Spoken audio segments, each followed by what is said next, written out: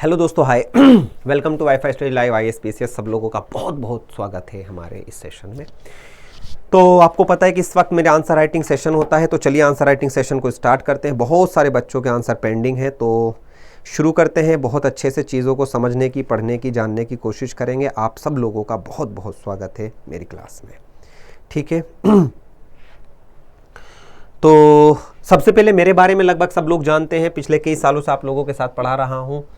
Pre plus mains सब चीज़ों को, स्टेट PSC एंड UPSC के लिए 7 सालों से ज़्यादा का इकोनॉमिक्स एंड हिस्ट्री का एक्सपीरियंस आप लोगों के साथ है, ठीक है। उसके बाद दूसरी इंफॉर्मेशन NCERT बैच के बारे में है। तो अभी NCERT बैच आप लोगों का चल रहा है, तो जो बच्चे चाहते हैं इस बैच में इनरोल करना, ये आप लोगों के लिए महत्वपूर्ण है कि आप इस बैच को इनरोल करें। जीरो से अपनी तैयारी को नई दिशा दें। जीरो से तैयारी को नई दिशा देंगे तो आपको बहुत कुछ इसमें समझने में, बेहतर करने में आपको अच्छा लगेगा। तो ये बहुत महत्वपूर्ण है, इसके बारे में आप लोग थोड़ा सा ध्यान दें। आगे बढ़ते हैं। इसका प्राइस कितना है सर? इसका प्राइस 4500 नहीं है, 3600 है। जब आप इस कोड को अप्लाई करेंगे WS लाइव को, तो आप लोगों को इतना डिस्काउंट मिलेगा। चलिए अब आगे बढ़ते हैं, हम अपने सेशन को स्टार्ट करते हैं, अपने सेशन के कंटेक्स्ट में चलते हैं। तो ठीक है, एक एक करके बात कर लेते हैं।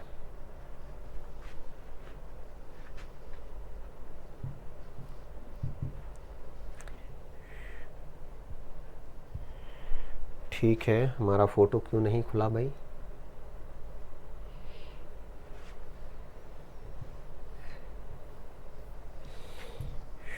एक सेकंड। ठीक है, वैश्वीकरण।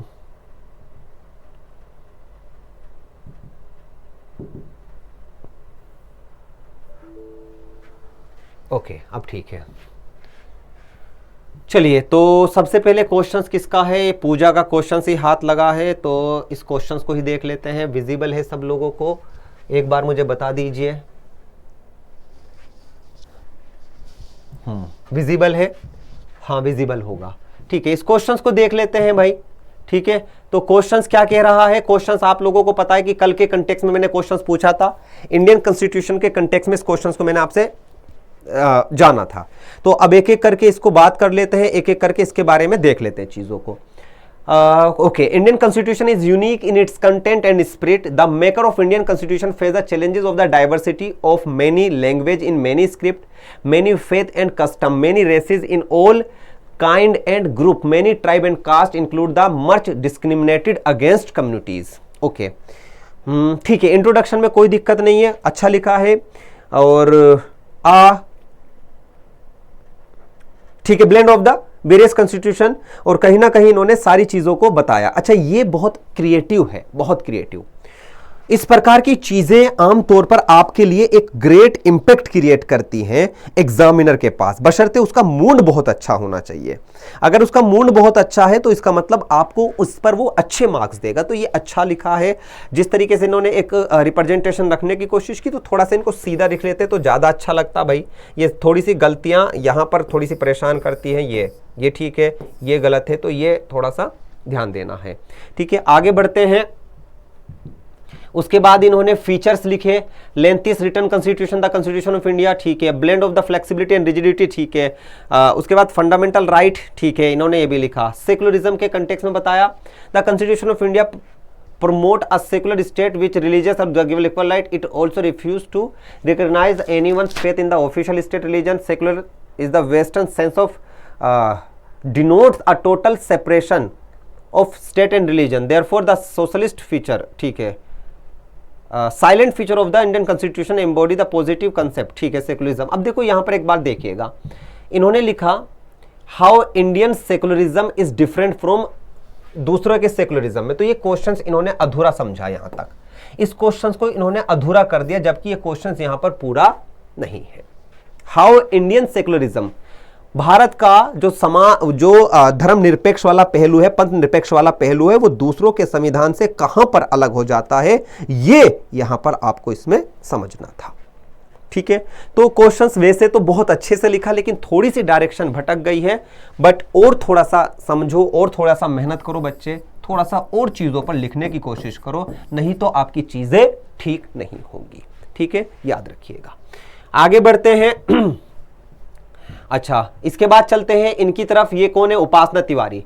Illustrate how the constitution of India is distinguished in the, ठीक है ठीक है ठीक है, ये देखो, also discuss how Indian secularism is different from western secularism. ये बहुत महत्वपूर्ण पॉइंट है जो उन्होंने मिसिंग किया था। ठीक है, विजिबल है क्या सब लोगों को? हाँ, थोड़ा सा विजिबल है, कोई बात नहीं, थोड़ा सा भाई साफ प्रिंट भेजा करें भाई Upasana. The Indian constitution is unique in contribution in concept of the spirit and through the background. ठीक है ठीक है ठीक है, फीचर्स इन्होंने लिखवा दिए यहाँ पर। ठीक है, और हाँ ठीक है, बिल्कुल सही है। 12 शेड्यूल है, कंसिस्ट, ठीक है ठीक है, blend and rigidity and flexibility को भी इन्होंने मेंशन किया। ठीक है, उसके बाद इन्होंने बाई स्पेशल मेजोरिटी पार्लियामेंट, ठीक है, इसको भी बताने की कोशिश की। फेडरल सिस्टम को बताया, इंटीग्रेटेड इंडिपेंडेंट जुडिशरी को बताया, सेकुलर स्टेट को बताया। सेकुलरिज्म का मीन्स बताया, separation of state from the influence of the formula, ठीक है, functioning in all religious institution. देखो बच्चे एक बात समझिएगा, the means of secularism means state has no religion, state will promote all the religion is equally, मतलब हर तरीके के धर्म को वो बराबर तौर पर सम्मान देगा। तो ये पॉइंट भी आप लोगों को इसमें अपने शब्दों में मेंशन करना था। एग्जैक्टली आप लोगों ने जो पढ़ना था वो चीजें कहीं ना कहीं इसमें मिसिंग है। ठीक है, अच्छा यहां पर देखिएगा, western secularism versus Indian secularism. Western, ठीक है ठीक है, वेस्टर्न सेकुलरिज्म के कंटेक्स्ट में देखो, यहां पर जब आपने इन चीजों को बताने की कोशिश की तो ये तो बिल्कुल बढ़िया है एकदम। ठीक है, कोई दिक्कत नहीं है, कोई भी दिक्कत। ठीक है, state is separated, western secularism, ठीक है ठीक है ठीक है ठीक है, ये भी अच्छा लिखा है। दस इंडियन कॉन्स्टिट्यूशन वाज फ्रेम्ड, ठीक है।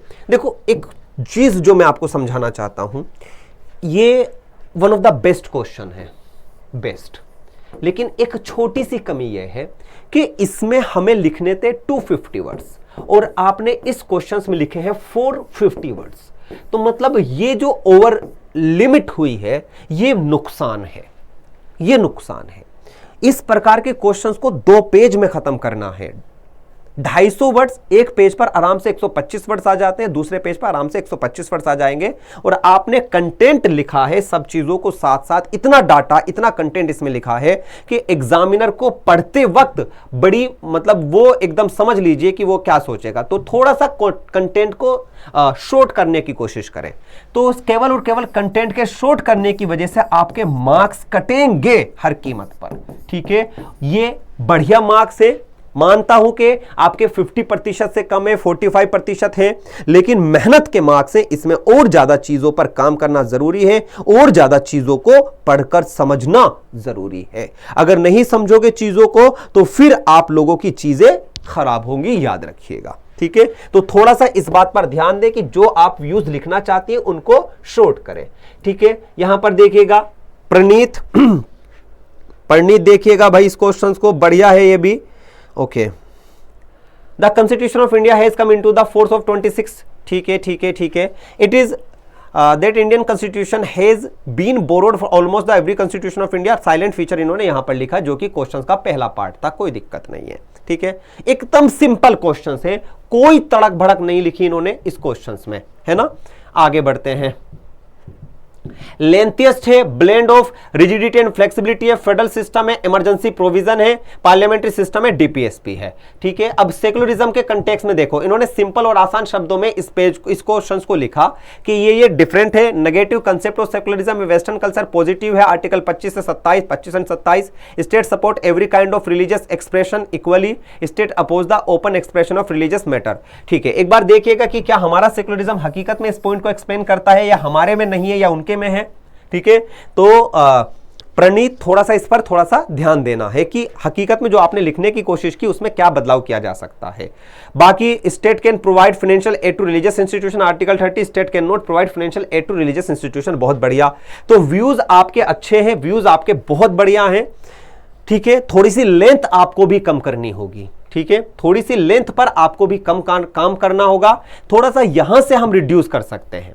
देखो आप लोग सोच रहे हो सर हम इसे रिड्यूस, आपने जहां पर इसके फीचर्स दिखाए, इन फीचर्स को एक लाइन में ही आप एक्सप्लेन कर सकते हैं, इतनी एक एक चार चार लाइन में लिखने की आवश्यकता नहीं है। तो थोड़ा सा लेंथ पर काम करो, लेंथ पर चीजों को लिखोगे तो आपकी चीजें बेहतर होंगी। और आपने भी सेम प्रॉब्लम को डिस्कस किया तो आपको भी इतने ही मार्क्स मिलते हैं। अभी भी इसमें चीजों को बदलने की आवश्यकता है, अभी भी चीजों को ठीक करना आवश्यक है, याद रखिएगा। ठीक है, आगे बढ़ते हैं। परनीत का दूसरा सवाल ठीक है हो गया। इसके बाद ये सवाल आता है भाई किसका है ये, वैश्विक के परिणाम, कौन है भाई हमारा बच्चा ये, वैश्वीकरण के उमा बहुत बढ़िया। किसी अर्थव्यवस्था विषमता के साथ एकीकरण के रूप में जाना जाता है उन सभी नीतियों का परिणाम है जिनका ठीक है। इसके अंतर्गत आर्थिक, सामाजिक, भौगोलिक सीमाओं के अतिक्रमण की गतिविधियों को नेटवर्क का सर्जन है, घटती दूरी, आदान प्रदान, समय, ठीक है। ये संपूर्ण को एक में बदल रहा है या एक सीमाहीन विश्व का निर्माण कर रहा है। बढ़िया लाइन है भाई, मार्क कर दी मैंने, हाईलाइट कर दी, अच्छी लाइन है। थोड़ा सा शब्दों पे ये इस तरीके से चीजों को किया करें, ठीक है। इससे क्या होगा कि आपके जो महत्वपूर्ण शब्द हैं वो हाईलाइट होंगे तो आप एक ग्रेट इंपैक्ट क्रिएट कर पाओगे।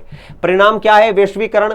विकासशील देश में विश्व अर्थव्यवस्था के वैश्वीकरण के कारण छोटे व्यवसाय का पतन होता है जो व्यापारिक शार्क के साथ साथ अपनी ताकत की भावना समर्थ है, ठीक है। संचार के साधनों में आई भ्रांति, ठीक है, क्रांति वैश्वीकरण का परिणाम है। संचार के साधन पूरे देश में, ठीक है। निष्कर्ष, उदारीकरण, निष्कर्ष मत लिखा करो, मतलब ये पॉइंट मत लिखा, बाकी लिखा करें इसके अंदर। उदारीकरण और निजीकरण की नीतियों के माध्यम से वैश्वीकरण के भारत सहित अनेक देशों पर सकारात्मक तथा नकारात्मक प्रभाव पड़े हैं।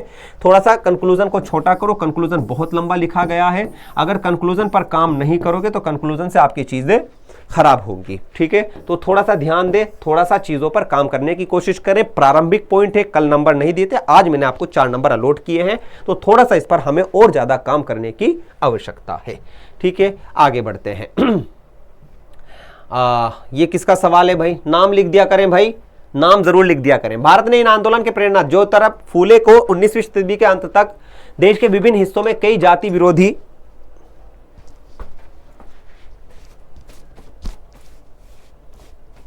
ठीक है कि जाति विरोधी आंदोलन हुए। 1930 के दशक में महात्मा गांधी और बी.आर. अंबेडकर भारत के दलित वर्गों के नेता के रूप में उभरे, ठीक है।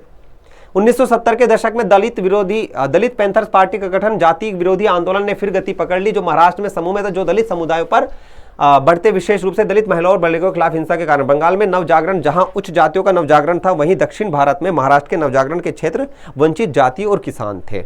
ओके, जाति विवाद विरोधी आंदोलन में बड़े बड़े दिग्गज हुए। बंगाल के पुनः जागरण और फिर वहां के क्रांतिकारी आंदोलन और स्वदेशी आंदोलन तक में जाति युक्ति सवाल कहाँ गुम रहा। भारत की बहुसंख्यक आबादी को भी मानवीय गरिमा के साथ जीने का अधिकार हासिल हो गया। बच्चा आपने एक इंफॉर्मेटिव लिखा, इस सवाल में इंफॉर्मेशन को दिखाया है, बताया है, लेकिन कहीं ना कहीं जो चीजें मिस की हैं आपने वो नाकाबिले बर्दाश्त है। इसका मतलब इस क्वेश्चन को जो पूछा गया था कि बंगाल में क्यों नहीं हुए, महाराष्ट्र में क्यों हुए, और वो पॉइंट कहीं पर भी आपने जस्टिफाई नहीं किया, वो पॉइंट आपने कहीं पर भी इसमें मेंशन करने की कोशिश नहीं की। तो इसका मतलब क्वेश्चन आउट ऑफ ट्रैक लिखा गया। बंगाल में क्यों नहीं हुए, क्यों तो कहीं पर भी नहीं लिखा। तो इसका मतलब इस क्वेश्चंस में आपको और ज्यादा चीजों पर काम करने की जरूरत है। मार्क्स नहीं दे पाऊंगा क्योंकि इस क्वेश्चंस में आपने आउट ऑफ डायरेक्शन लिखा है, ठीक है। आगे बढ़ते हैं। ठीक है, ये है आपका सुमेधा कहाँ है भाई, सुमेधा ही है, कोई और है, चलिए ठीक है। स्पष्ट करें, संविधान मूल सिद्धांत या तथाकथित नजरियों में से समुच्चय होता है जिसका कोई भी राज्य का अन्य संगठन अभिशासित होते हैं, जो किसी राष्ट्र शासन के आधार पर। भारत में संविधान दुनिया भर के विभिन्न संविधानों का मिश्रण है, ठीक है। भारत का, ठीक है, संप्रभुता क्या है, ठीक है, ये इन्होंने लिखा है समाजवादी, धर्मनिरपेक्षता, गणराज्य। गणराज्य का मतलब ये है कि राज्य का प्रमुख वंशज, पश्चिमी धर्मनिरपेक्षता और भारतीय धर्मनिरपेक्षता। पश्चिमी मॉडल में धर्मनिरपेक्षता का आशय ऐसी व्यवस्था से जहां धर्म और राज्यों के बीच एक दूसरे के मामले में हस्तक्षेप न हो। इसका अर्थ है कि समान व्यवहार और विभिन्न धर्मों के अनुयायियों का कोई भेदभाव नहीं होता है। पश्चिमी समाज में मॉडल, ठीक है। भारत में कानून, धार्मिक सिद्धांत समायोजित, दूसरी ओर भारतीय धर्मनिरपेक्षता, ठीक है। बच्चा यहाँ पर इन्होंने देखो एक चीज समझिएगा, इन्होंने जो भारत के प्रियम्बल के फीचर लिखे हैं, जबकि इसने पूछा था कि दुनिया भर के संविधानों का मिश्रण होने के बावजूद अपने तरीके में विशिष्ट है। तो अपने तरीके में जो विशिष्टता है वो इन्होंने कहीं ना कहीं मिसिंग कर दी, कहीं ना कहीं चीजों को इन्होंने मिस किया है। तो थोड़ा सा इस पर इन्हें दोबारा से ध्यान देना होगा। क्वेश्चंस को समझें, जब भी आप इस प्रकार के क्वेश्चंस को पढ़ें तो थोड़ा सा डील किया करें कि इस क्वेश्चंस में उसने क्या पूछा है, इस क्वेश्चंस को कैसे समझा जा सकता है, इस क्वेश्चंस को कैसे लिखा जाए। आप जिस प्रकार से क्वेश्चंस को समझते हैं उसी प्रकार से आपको क्वेश्चंस को डील करना होगा। लास्ट के व्यूज बहुत अच्छे हैं लेकिन शुरू के व्यूज इनके अच्छे नहीं रहे, तो थोड़ा सा इन्हें और बेहतर काम करने की आवश्यकता है और बेहतर चीजों को देखने की आवश्यकता होगी। ठीक है, ध्यान दीजिएगा। ठीक है, ये बच्चा कौन है भाई? भाई नाम वाम लिख दिया करें, जरूर नाम जरूर लिख दिया करें। Secularism is always implied modern India secular not support religious and state could not interfere the religious in India mix culture and religious rituals. ठीक है सम, ठीक है, Hindu temple place worship Indian constitution.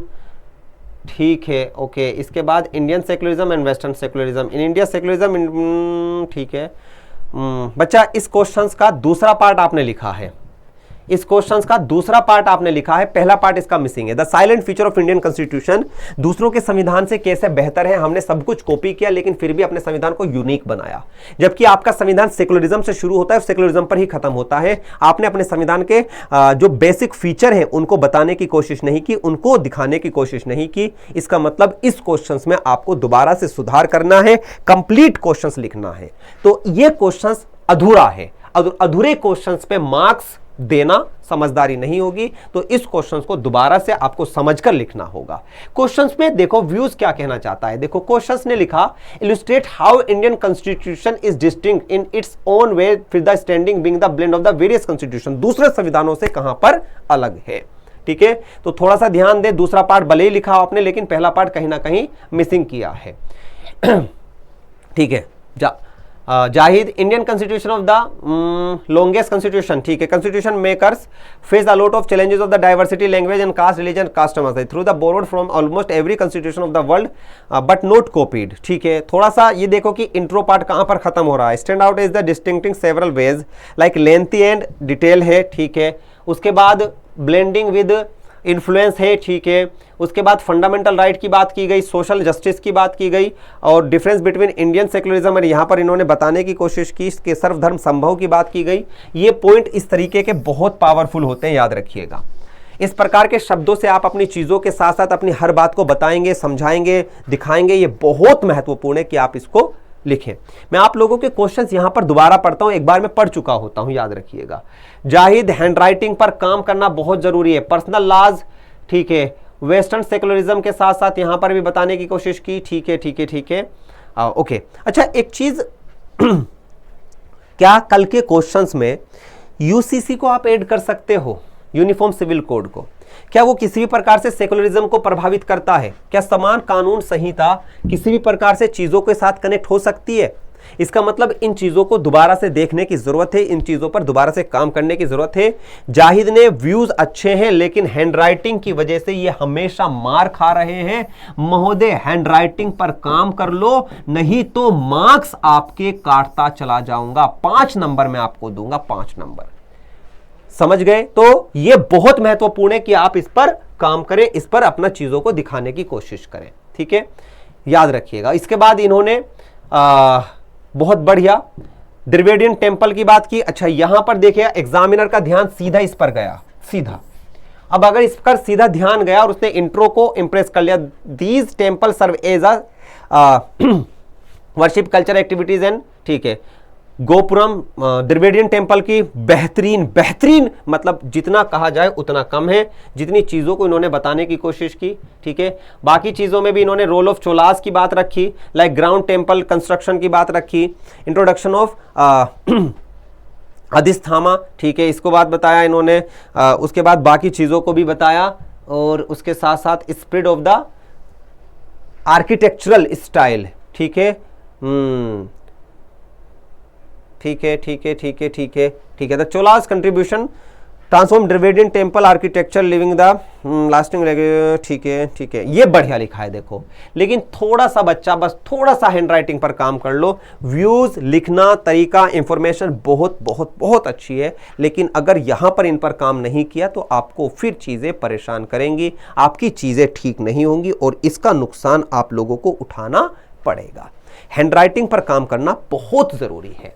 तो अगर मैं मार्क्स की बात करूं इस क्वेश्चंस में, तो कंप्लीट चीजों को दिखाने की कोशिश की गई, तो इस क्वेश्चंस में आपको 6.5 नंबर मिलेंगे, 1.5 नंबर ज्यादा।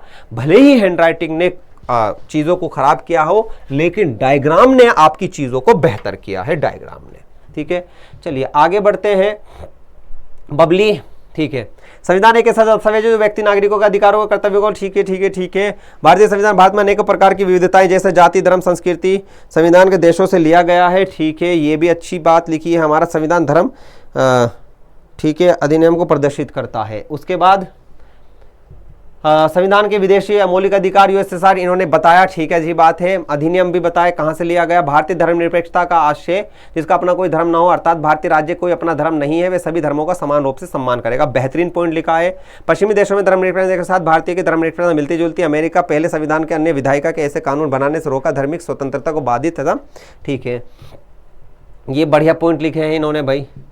ठीक है, इसके बाद धर्मनिरपेक्षता मौलिक अधिकारों के द्वारा न्यायालयों में अपने अधिकारों को रखना। संविधान एक ऐसा दर्पण है जो देश के सभी क्रियाकलापों, कानूनों, नियमों के रूप में दिखता है, जिसके द्वारा नागरिक अपने अधिकारों को उचित प्रयोग कर सकते हैं। बबली बहुत इंप्रूव है, पहले के मुकाबले अपनी चीज़ों को कहना सीख रही हो, पहले के मुकाबले अपनी चीज़ों को जताना दिखाना सीख रही है। तो ये बहुत अच्छी बात है कि आपके व्यूज़ जो हैं अब प्रभावित कर रहे हैं मुझे भी, और आने वाले पहलू में आप और बेहतर कर पाएंगे और बेहतर चीज़ों को देख पाएंगे। ठीक है, तो बढ़िया है। ठीक है, 15 नंबर का क्वेश्चन था, तो 15 नंबर के क्वेश्चंस में आपने अच्छा खासा काम किया है। 6.5 नंबर मेरी तरफ से। अभी और ज्यादा चीजों पर काम करना है, याद रखिएगा। हाईलाइट जरूर किया करें शब्दों को भाई। ठीक है, ये बहुत महत्वपूर्ण है। ठीक है, वैश्वीकरण वाला नहीं हुआ था ना रिव्यू।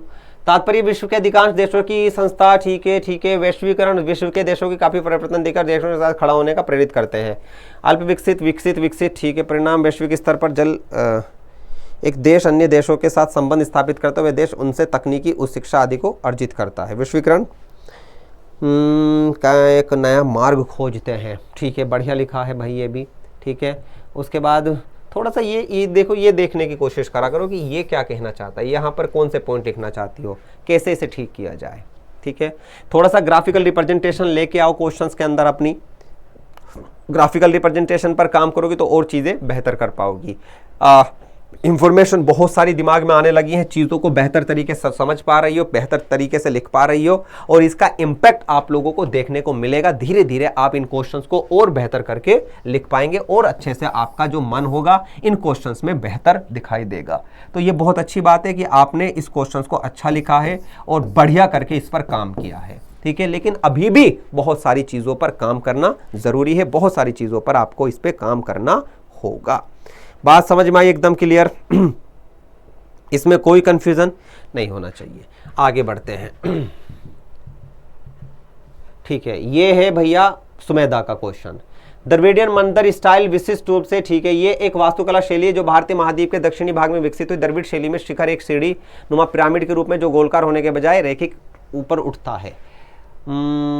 थोड़ा सा द्रविडियन स्टाइल को पहले राजा के साथ शुरू किया जा सकता था। इंट्रो इतना अच्छा नहीं लगा। ठीक है, इंट्रो यहाँ से लिखा जा सकता है। दक्षिणी भारत में काफ़ी बड़े हिस्से में शासन किया। द्रविडियन मंदिर की विशेषताएं, विमान, मंडप, शिखर, गोष्ठम, गोपुरम। बिना डायग्राम के ये क्वेश्चन अधूरा ही रहेगा। डायग्राम मस्ट है, डायग्राम मस्ट है। डायग्राम के बिना आप क्वेश्चंस को नहीं दिखा सकते। लाइक किसी भी प्रकार से आप चीज़ों को दिखाने की कोशिश करें, डायग्राम को ज़रूर दिखाना होगा, जैसे जाहिद ने दिखाया है। ठीक है, उसके बाद द्रविडियन मंदिर का आकार देने में चोल राजवंश की भूमिका, ये अच्छी लिखा है, लेकिन ये डायग्राम आपका केवल और केवल पिक्टोरियल रिप्रेजेंटेशन है, या एक रिप्रेजेंटेशन आपने दिखाई जरूर है, लेकिन जो क्वेश्चंस में मजा आना चाहिए था वो नहीं आया। कुल मिलाकर चोल राजवंश द्वारा द्रविडियन आर्किटेक्चर स्टाइल का एक नया प्रारूप दिया गया था, जो कि भारतीय सांस्कृतिक विरासत में एक महत्वपूर्ण हिस्सा है, जिसने देश की समृद्ध वास्तुशिल्प विरासत में एक महत्वपूर्ण योगदान दिया। इसका प्रभाव आज भी दिखाई दे रहा है। ये दुनिया भर की वास्तुकारों, डिजाइनरों को प्रेरित करता है। तो थोड़ा सा इस पर काम करेंगे। इस पर हमें बहुत सारी चीज़ों को देखना है, बहुत सारी चीज़ों को बेहतर करना है। याद रखिएगा, बदलाव बहुत ज़रूरी है। ठीक है, मार्क्स की अगर मैं बात करूं तो मार्क्स में आपके 15 नंबर का क्वेश्चन था, तो 15 में से 4 ही नंबर में दूंगा। इंफॉर्मेशन कितनी है इस बात से फर्क नहीं पड़ता, आप रिप्रेजेंट कैसे करते हैं इस बात से फर्क पड़ता है। तो रिप्रेजेंटेशन बहुत जरूरी है, रिप्रेजेंटेशन। ठीक है, रिप्रेजेंटेशन जो है वो बहुत मायने रखती है। आगे बढ़ते हैं। ओके, ये हो गया है हमारा। ठीक है, धर्मनिरपेक्षता, अच्छा इसका दूसरा पार्ट कहाँ है, यहाँ पर है। भीमराव अंबेडकर ने विश्व के महत्वपूर्ण 7 देशों के प्रारूप किया। ठीक है ठीक है ठीक है ठीक है। संविधान में विशेषताएं, विभिन्न लोकतांत्रिक, एकल नागरिकता, लचीलापन, ठीक है, बढ़िया, बहुत बढ़िया, ठीक है, एकदम पश्चिमी वाला भी लिखा है, अच्छा पॉइंट है। वर्तमान, यहाँ तो सुमेधा ने कमाल कर दिया भाई। भारतीय संविधान दूसरे देशों में मिश्रित होकर अपना भी एक अलग वर्चस्व दिखाई देता है। स्वतंत्रता उसी प्रकार भारतीय की धर्मनिरपेक्षता अपनी अलग अलग भूमिका है, एक विशिष्टता की ओर लेकर जाता है। ठीक है भाई, कमाल है सुमेधा। थोड़ा सा कंटेंट कम करो, थोड़ा सा रिप्रेजेंटेशन को बेहतर करने की कोशिश करो। ठीक है, क्वेश्चंस में इंफॉर्मेशन है, बहुत अच्छी बात, लेकिन इस इंफॉर्मेशन को किस तरीके से बेहतर दिखा सकते हो, इस पर काम करना बहुत जरूरी है। ठीक है, मार्क्स इसमें तुम्हें अच्छे थोड़े से मार्क्स मिल जाएंगे, इसमें तुम्हें थोड़े से अच्छे मार्क्स मिल जाएंगे, 6.5 नंबर, लेकिन अभी भी और ज्यादा चीजों पर काम करना जरूरी है। अच्छा लिख रही हो, बहुत बढ़िया लिख रही हो भाई। ठीक है, अच्छा ये क्वेश्चंस तो हमारा कल हो गया था। हाँ, यहां तक के बच्चों के क्वेश्चंस पूरे हो गए। ठीक है, इसमें कोई कंफ्यूजन नहीं होना चाहिए। एक दो बच्चों के क्वेश्चंस और रह गए, जरा इसको भी देख लेते हैं। ठीक है, ये क्वेश्चन है हमारा सागर का। ठीक है, क्या लिखते हैं? द्रविड़ मंदिर स्टाइल। ठीक है, ओके, तमिलनाडु, कर्नाटक, केरल, आंध्र प्रदेश में है। विमान, मंडप, शिखर, बहुत बढ़िया। वास्तुकला, संरक्षण और निर्माण देने के लिए चोल वंश की भूमिका, बहुत बढ़िया। उसके बाद प्रतिमा विज्ञान, मूर्तिकला, चोल कला के महान संरक्षक थे। प्रदीप प्रशासन अनुसार चोल राजवंश में एक सुव्यवस्थित मंदिर प्रशासन वाली स्थायी द्रविडियन मंडल। चोल साम्राज्य अपने संरक्षण में भव्य मंदिरों का निर्माण, वास्तुकला, नवाचार, ठीक है ठीक है ठीक है, महत्वपूर्ण रूप से प्रभावित किया। डायग्राम की कमी है भाई, डायग्राम, इस चीज को आप बिना डायग्राम के नहीं दिखा सकते। विमान मंडप वाली कहानी को डायग्राम दिखाना ही होगा। हैंडमेड डायग्राम बनाने की कोशिश करो, हैंडमेड डायग्राम से आपकी चीजें ठीक होंगी। अच्छा लिखा है, व्यूज आपके बहुत बहुत बढ़िया होते जा रहे हैं। सागर, अच्छा कर रहे हो, अच्छा, लेकिन कमियां हैं, बहुत सारी कमियां हैं जिनको ठीक करना जरूरी है।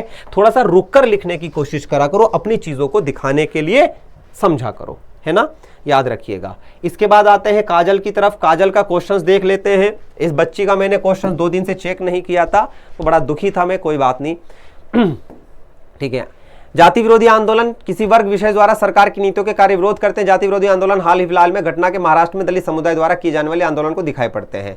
महाराष्ट्र में कारण क्या था? आर्थिक स्थिति खराब होना, आंदोलन के लिए ऐतिहासिक गढ़। हाँ भाई, आप लोग इस बच्ची की तरह क्यों नहीं सोचते? हिंदू मुस्लिम वर्ग में समन्वय, कम्युनल, मुस्लिम प्रशासन, आंदोलनकारियों का डर ना होना, ठीक है, अधिकतर जनसंख्या का अशिक्षित होना, बहुत बढ़िया बहुत बढ़िया। ठीक है, आगे बढ़ते हैं। महाराष्ट्र की तुलना में बंगाल में नहीं हुआ। महाराष्ट्र की तुलना में बंगाल की आर्थिक स्थिति, बौद्ध धर्म का प्रभाव होना, सामाजिक सुधार, जाति प्रथा, ठीक है, यहाँ पर हमें दिखाई देती है। बौद्ध धर्म समाज के प्रति, ठीक है, पश्चिमी संस्कृति का प्रभाव हमें नजर आता है। ठीक है, ईश्वरचंद्र विद्यासागर आदि ने बाल विवाह, बहुविवाह के खिलाफ मुहिम चलाई। वर्तमान में बंगाल में ऐसी घटनाएं कम देखने को मिलती है। ठीक है, बंगाल में व्यापक जटिलता के कारण जाति विरोधी कम देखने को मिलती है। सामाजिक स्थिति अच्छा होना, ये बात काफी हद तक सही है कि साबित होती है कि बंगाल में ज्यादा, महाराष्ट्र में जाति हिंसा अधिक हो देखी जाती है। राजनीतिक विश्लेषक भट्टाचार्य जी कहते हैं कि देश के अन्य हिस्सों में जो जाति सांप्रदायिक हिंसा देखी गई, बंगाल में काफी हद तक अनुपस्थित रहा, जहां राजनीतिक आधार पर सामाजिक विभाजन पंगात ऊपर के मजबूत कारक रहा है। बढ़िया बढ़िया। ठीक है, आप इसमें एक और पॉइंट ऐड कर सकते थे कि बंगाल में जो जातिगत आंदोलन थे वो नहीं थे, वहां पर कृषक और जमींदारों के बीच आंदोलन देखने को मिलते हैं। ठीक है, तो इसके हिसाब से भी इस क्वेश्चन को बेहतर किया जा सकता है। 15 में से 6 नंबर मेरी तरफ से, क्योंकि इसमें भी आप छोटा सा मैप बनाकर चीजों को दर्शा सकते थे। तो ये थे आज के क्वेश्चंस, ये थे आज के आप लोगों के आंसर। जिसका आंसर रह गया है जल्दी भेजने की कोशिश किया करें। कल से आप लोगों को ये सेशन शाम को 8 बजे मिला करेगा, तो टाइम आप लोगों को इन्फॉर्म कर दिया जाएगा। अगर कुछ चेंजेस होता है तो और बेहतर हम इस चीज को करने की कोशिश करेंगे। इसी के साथ सेशन को समाप्त करते हैं। खुश रहें, मुस्कुराते रहें, अपना ख्याल रखें। जय हिंद, जय भारत, धन्यवाद, थैंक यू।